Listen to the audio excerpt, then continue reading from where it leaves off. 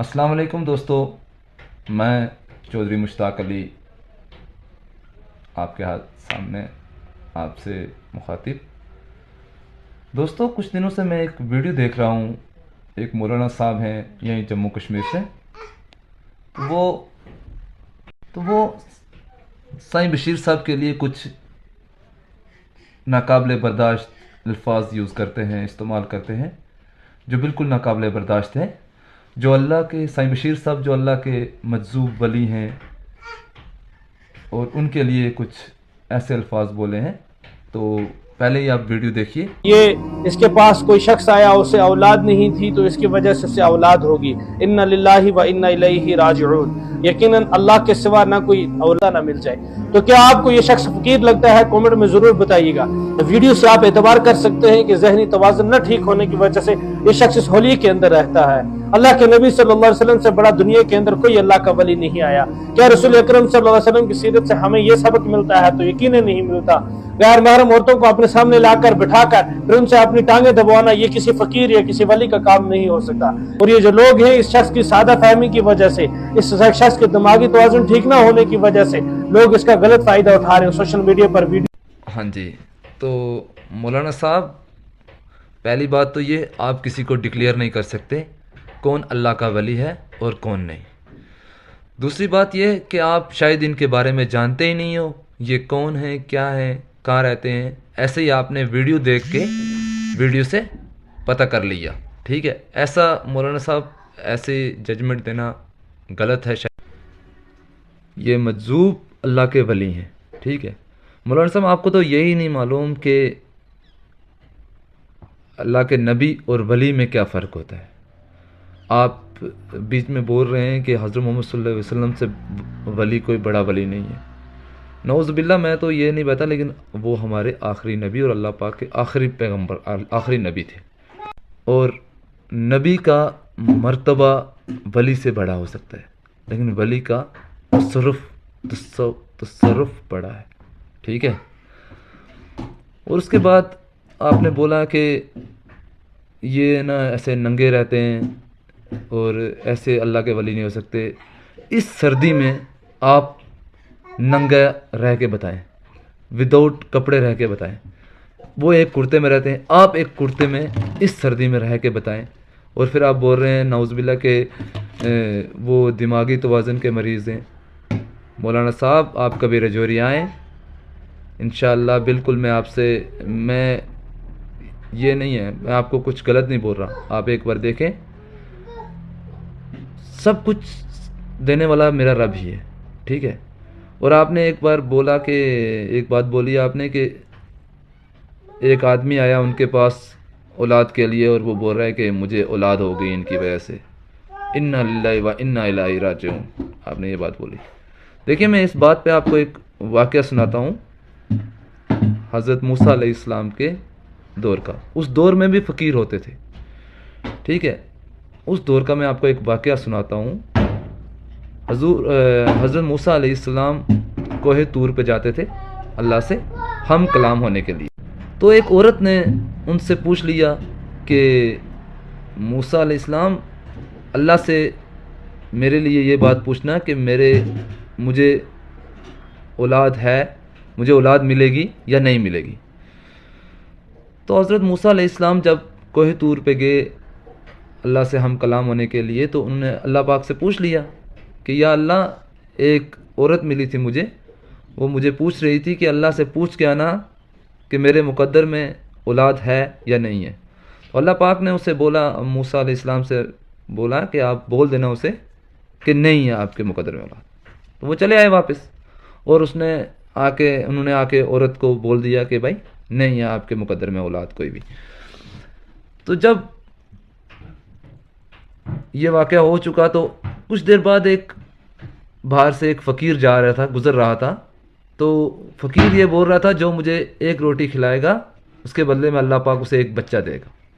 औरत ने ये बात सुन ली, तो औरत ने उस फ़कीर को एक रोटी खिला दी। तो एक आध साल बाद अल्लाह ने उसे औलाद दे दी।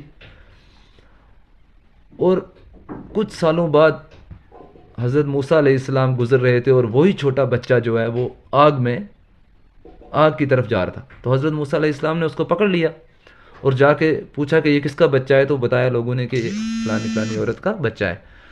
تو جب عورت کا بچہ انہوں نے بولا، اس عورت کے گھر جا پہنچے حضرت موسیٰ علیہ السلام، تو پوچھا کہ یہ بچہ آپ کا آگ میں گرنے والا تھا تو میں نے بچا کے لایا.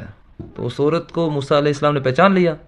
تو موسیٰ علیہ السلام کو عورت بولنے لگی کہ پہچانا یہ بچہ کون ہے؟ یہ میرا بچہ ہے. آپ نے تو بولا تھا کہ میں نے اللہ سے پوچھ کے آیا ہوں کہ مجھے بچہ کوئی نہیں ہوگا، تو یہ بچہ کہاں سے آ گیا؟ حضرت موسیٰ علیہ السلام سوچ میں پڑ گئے، اور جب وہ دوبارہ اللہ پاک کے پاس گئے تو انہوں نے بولا کہ اے اللہ، اس عورت کو جس کو آپ نے بولا تھا کہ بچہ نہیں ہوگا، اس کے پاس تو بچہ ہے، وہ کہاں سے آیا؟ تو اللہ پاک نے کہا موسیٰ جا انسانی گوشت لے کے آ، پھر میں اس کا جواب دوں گا تجھے.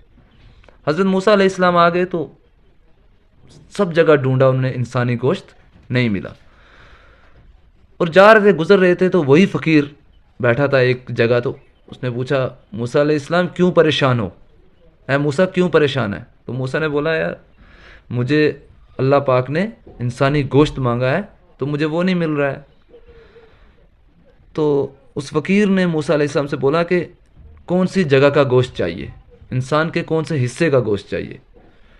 تو جب اس نے بولا، موسیٰ علیہ السلام نے جواب دیا کہ نہیں معلوم مجھے، اب یہ تو نہیں معلوم ہے کہ کون سی حصے کا گوشت چاہیے. تو اس فقیر نے اپنے جسم کے ہر حصے کا گوشت کاٹ کے موسیٰ علیہ السلام کو دے دیا. انہوں نے بولا کہ کیا پتہ اللہ پاک نے کون سا گوشت کس حصے کا مانگا ہو، تو دے دیا. تو موسیٰ علیہ السلام چلے گئے. تو اللہ پاک کے پاس گئے جب، تو انہوں نے بولا کہ انسانی گوشت لے آئے. تو بولا دو جواب. تو اللہ پاک نے کہا کہ جس انسان نے میرے نام پہ تجھے ہر جسم کا گوشت دے دیا، اس انسان کی بات میں کیسے ٹالتی؟ اس انسان کے بات میں کیسے ٹالتا؟ اب یہی میں ایک یہ ایگزامپل دینا چاہتا تھا کہ یہی فقیر ہے. یہ ہوتا ہے فقیر کا رتبہ، یہی ہوتا ہے اولیاء اللہ کا رتبہ. ٹھیک ہے، مولانا صاحب یہ اللہ کے مجذوب ولی ہیں. ٹھیک ہے، اور جن کو ان کی، میں نہیں بولتا کہ انہوں نے کچھ دیا، اور کوئی نہیں ہم کوئی بھی انسان یہ نہیں بولتا مولانا صاحب کہ کسی اللہ کے ولی نے ہمیں دیا. سب اللہ سے ہی مانگتے ہیں. ٹھیک ہے، لیکن جس کی سفارش اللہ کا ولی کر دے تو پھر کیا چیز نہیں ملتی. ٹھیک ہے، مولانا صاحب کسی کی ججمنٹ کرنے سے پہلے یا کسی کو جج کرنے سے پہلے اس کے بارے میں جانچ پڑتال کر لیجئے. ایسے ہی فیس بک سے ویڈیو اٹھا کے دیکھ لی، فیس بک سے آپ کو کیا پتہ لگ گیا کیا ہے؟ آپ نے کیسے بول دیا کہ وہ ذہنی توازن ہے؟ وہ دنیا کے دکھاوے میں کچھ بھی ہو سکتے ہیں، لیکن اندر سے وہ بالکل صحیح ہیں. ٹھیک ہے، وہ اس سردی میں اگر ایسے جیسے آپ بات کر رہے ہو، تو کیا گھر والے ان کے جہاں وہ رہتے ہیں وہ اچھے خاصے رائل کلاس فیملی ہے. ٹھیک ہے، ان کے پاس سب کچھ ہے، لیکن پھر بھی وہ ایک کرتے میں ہی کیوں رہتے ہیں؟ کیا ان کے پاس لگانے کے لیے کچھ نہیں ہے؟ مولانا صاحب کیا بات کر رہے ہو آپ؟ اس زمانے میں تو جو کچھ بھی نہیں کماتا نا، وہ بھی جیکٹ اور وہ پہن کے چلتا ہے، ٹوپی، جیکٹ، دستانے، گلوز، یہ وہ اس سردی میں. ٹھیک ہے، لیکن مولانا صاحب آپ پلیز پہلے جانچ پڑتال کر لیجئے، اس کے بعد کسی پہ انگلی اٹھائیے. ٹھیک ہے، میں کوئی آپ سے غلط بات نہیں کر رہا، کوئی آپ سے یہ نہیں بول رہا کہ آپ ایسے ہیں ویسے ہیں. ٹھیک ہے، لیکن آپ پہلے جانچ پڑتال کر لیجئے، پھر اللہ کے کسی ولی پہ انگلی اٹھائیے گا. ٹھیک ہے، آپ ایک اسلام کی ساری نالج رکھنے والے مولانا صاحب، اگر آپ کے سر پہ ٹوپی، داڑھی ہے منہ پہ، تو انشاءاللہ میں آپ کو مولانا بول رہا ہوں تو کچھ آپ نے پڑھا ہی ہوگا، تبھی آپ مولوی بنے ہوں گے. لیکن جہالیت کی کچھ نشانیاں جو ہیں وہ آپ سے ٹپک رہی ہیں. ٹھیک ہے، اور یہ جہالیت رجوری والوں کو مت بولیے. ٹھیک ہے، بالکل یہ رجوری کے رہنے والے ہیں، یہ اللہ کے ولی ہیں. ان کی بہت ساری ایسی واقعات ہیں جن سے پتہ لگتا ہے کہ اللہ کے ولی ہیں. بہت سارے ایسے واقعات ہیں، ایک دو واقعات نہیں ہوتے جو ہو گئے ایسے ہو گئے، وہ ہزاروں واقعات ایسے ہیں. ٹھیک ہے، جو اللہ کے ولی ہیں. اور اگر آپ بھی کسی اللہ کے ولی کو جانتے پہچانتے ہو تو ان کو پوچھ لینا کہ وہاں پہ اللہ کا ولی کوئی ہے سائیں بشیر کے نام سے، تو آپ کو پتہ چل جائے گا کہ ہے یا نہیں ہے. ٹھیک ہے، اللہ حافظ دوستو. اگر میری اس ویڈیو میں کسی قسم کی کوئی غلطی یا کسی کو برا لگا ہو تو اس کے لیے میں معافی چاہتا ہوں. میرا کسی کو بدتمیزی اور کسی کو برا بولنے کی کوئی نہیں تھی. بس میرا صرف ان مولانا صاحب کو یہ جواب دینا تھا کہ سائیں بشیر صاحب کو ایسا نہیں بولنا چاہیے. یہ اللہ کے ولی ہیں, یہ ان کی بہت ساری کراماتیں ہیں جو ہم نے دیکھی بھی ہیں اور آزمائی بھی ہیں. ٹھیک ہے, اور شکریہ. اللہ حافظ. پھر سے ایک نئی ویڈیو میں حاضر ہوتا ہوں.